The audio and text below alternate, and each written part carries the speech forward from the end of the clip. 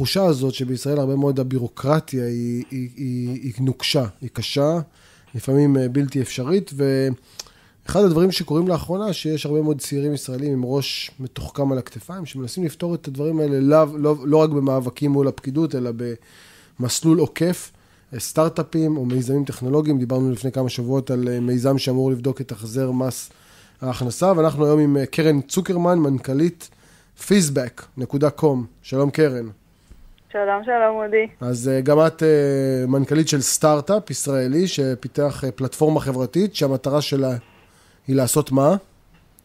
המטרה של הפלטפורמה בעצם היא להשתמש בחוכמת המונים בשביל בפעם הראשונה לאפשר לציבור להבין כמה עמלות הוא משלם לבנק, כמה הוא יכול לחסוך מתוך הסכום הזה, ובעצם להרים את הכסף שלו בחזרה מהרצפה.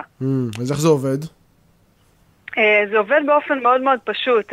בטח דיברתם גם אצלכם. לפני חודשיים השיק משרד האוצר רפורמה שבמסגרתה הבנקים שלחו לכולנו מסמך שנקרא תעודת זהות בנקאית. לכולנו יש כזה באתר האינטרנט של הבנק שלנו. לוקחים את תעודת הזהות הבנקאית הזאת, מורידים אותה, שמים אותה אצלנו באתר ומקבלים בחזרה דוח מאוד ברור וקל. אני חושבת שזה אחד מהיתרונות הרציניים של הפלטפורמה, שבעצם מראה לך כמה שילמת השנה, על מה שילמת יותר, על מה שילמת פחות, איפה עיקר ההוצאה שלך, ולצד זה בעצם פותח בפעם הראשונה את כספת המידע. עד היום, גם אם היית יודע כמה אתה משלם, לא היית יודע מהם המחירים שאותם אתה אמור לשלם. רגע, כשאומרת אמור לשלם, רגע, זה בדיוק מה זה? זה כמו מסעדה, כל בנק מתמחר את המרק או את הלזניה שלו בצורה אחרת, או שיש איזשהו רף מסוים? אוקיי, אודי, זו שאלה מעולה, כי עוד מעבר למסעדה, כאן לא רק שכל בנק מתמחר את המוצרים שלו באופן אחר, כמו שאתה יודע, אנחנו רגילים לראות בשוק, אלא שכל בנק יתמחר אחרת ללקוחות אחרים את אותם שירותים בדיוק. זאת אומרת שאם אני ואתה נלך לבנק, יש סיכוי לא רע בכלל, שעל אותו שירות בדיוק אנחנו נשלם מחירים אחרים לגמרי. זאת אומרת שנניח, אם אני נניח, סתם מדוגמה, נניח אני יצחק תשובה, הלוואי, כן. אבל ואני בא לבנק, יש סיכוי שיגידו לי, תשמע, יש לך כל כך הרבה כסף, מר תשובה, וכיוון שיש לך כל כך הרבה כסף, אתה לא צריך לשלם שום דבר. חד משמעית, יכול להיות מצב כזה, ויכול להיות מצב שאנחנו רואים אותו באופן שכיח, לא צריך ללכת רחוק עד תשובה, אפשר לדבר על אנשים כמוני וכמוך, שלצורך העניין, אני לפני שהקמתי את פיזבק ביחד עם שני השותפים המבריקים שלי, שאולי תכף אני אגיד איזה מילה וחצי עליהם, מה שעשיתי זה נכנסתי לבנק אחרי מחקר של כמעט חצי שנה, שהייתי צריכה להבין מהם המחירים שאני צריכה לשלם, וניהלתי את המשא ומתן. וכשיצאתי מהבנק הבנתי שחסכתי כמעט 85% מהעלויות שלי. עכשיו, אני ואתה אותו לקוח. רגע, 85%, בוא נדבר על כסף אמיתי. זאת אומרת, זה נשמע הרבה, אבל כמה כסף אנחנו משלמים בעצם לבנק במהלך השנה? אני באותה נקודה בזמן הרמתי מהבנק כמה אלפי שקלים מהרצפה. די. אני ראיתי, כן, זה היה חוויה מטורפת. אני לא הבנתי בכלל שככה זה עובד. ובאמת אחרי שראיתי שלא רק אני יכולה לעשות זה, אלא שכולם יכולים לעשות את זה, כל מה שצריך לעשות זה להנגיש את המידע, ככה שאנשים יוכלו להגיע אליו, להבין אותו ולדעת על מה הם מדברים, אז הדרך הייתה מאוד קצרה. באמת התיישבתי עם שני השותפים שלי, פאבל ואור, שהם טכנולוגי על, ואמרנו רגע, בעצם למה לא נפתח את השירות הזה, שבעקבות הטכנולוגיה מתאפשר בפעם הראשונה להנגיש את המידע הזה לכולם.